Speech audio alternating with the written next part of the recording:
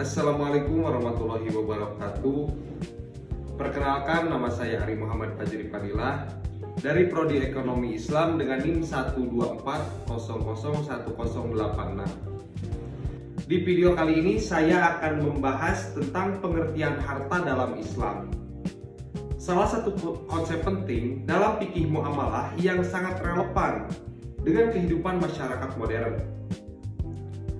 Topik ini sangat penting karena harta merupakan bagian dari kehidupan sehari-hari dalam kita bekerja ataupun dalam sebuah aset kita, bertransaksi dan mencari penghasilan. Islam memberikan panduan bagaimana harta diperoleh dan dimanfaatkan secara halal dan membawa keberkahan. Definisi harta dalam Islam. Dalam istilah Arab, harta disebut al-mal, yaitu suatu yang dimiliki atau disimpan dan dimanfaatkan menurut ketentuan syariat. Ulama Hanafiyah mendefinisikan harta sebagai suatu yang cenderung diinginkan manusia dan dapat disimpan untuk memenuhi kebutuhan.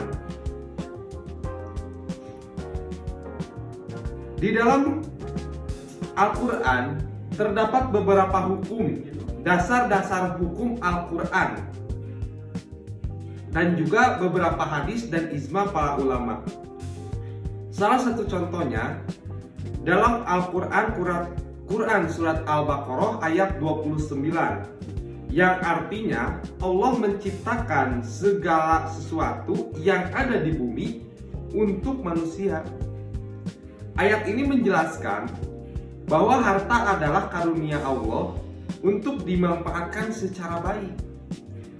Terus di dalam Al-Hadid ayat ke-7 yang berarti berimanlah kepada Allah dan infakkanlah sebagian dari hartamu yang Allah jadikan kamu sebagai khalifah atasnya. Maknanya harta adalah sebuah atau salah satu bentuk dari sebuah amanah, bentuk amanah yang diberikan dari Allah kepada kita, bukan milik kita atau bukan mutlak milik manusia. Terus dalam hadis Nabi Shallallahu Alaihi Wasallam juga, tidak akan bergeser kedua kaki hamba pada hari kiamat sampai ia ditanya dari mana hartanya diperoleh dan kemana ia dibelanjakannya, dikemanakan si harta itu, datangnya dari mana, terus keluarnya atau hilangnya itu kemana. Itu harus secara jelas nanti akan ditanya suatu hari nanti, entah kapan, di mana waktunya, di mana tempatnya itu kita belum tahu. Tapi pada intinya nanti akan ada masa hisab di mana Allah akan mempertanyakan seluruh harta yang kita pernah miliki, seluruh harta yang pernah kita dapatkan itu arahnya kemana. Terus tujuan dan hikmah harta dalam perspektif Islam. Jadi harta memiliki beberapa tujuan, dan tujuan-tujuan tersebut adalah tujuan-tujuan yang mulia gitu ya. Salah satunya yaitu memenuhi kebutuhan hidup secara halal. Yang kedua, menopang ibadah seperti zakat, infak, wakaf dan sedekah. Terus yang ketiga, membangun kemaslahatan umum seperti pendidikan, kesehatan, dan ekonomi. Yang keempat yaitu ujian bagi manusia. Apakah ia bersyukur atau justru malah lalai? Jadi sungguh luar biasa. Harta ini bisa menjadi barokah atau bahkan bisa membuat kita celaka. Karena sedikit pun kita tidak mensyukuri dari harta yang ada, itu luar biasa. Bisa membuat kita bahkan bukan berkah, tapi malah semakin serakah. Beberapa contoh di zaman modern ini, beberapa contoh implementasi harta di dalam konsep Islam pada zaman modern. Salah satunya yaitu harta sebagai zakat atau aset digital dan kekayaan halal, seperti uang gaji dari usaha online atau trading halal. Karena trading ini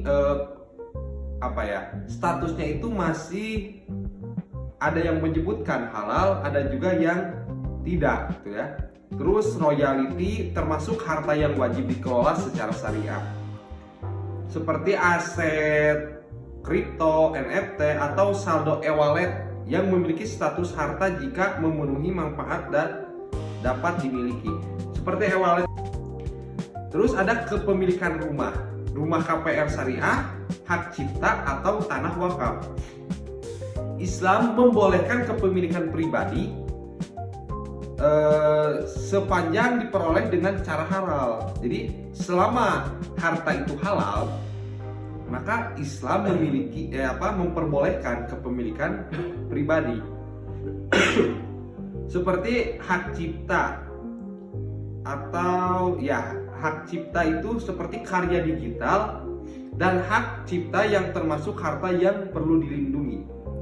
Terus ada di dalam konteks akad ada kontrak kerja atau jual beli online, seperti marketplace, transaksi digital, e-commerce. Semuanya harus mengikuti prinsip jujur, transparansi, dan tanpa unsur-unsur penipuan.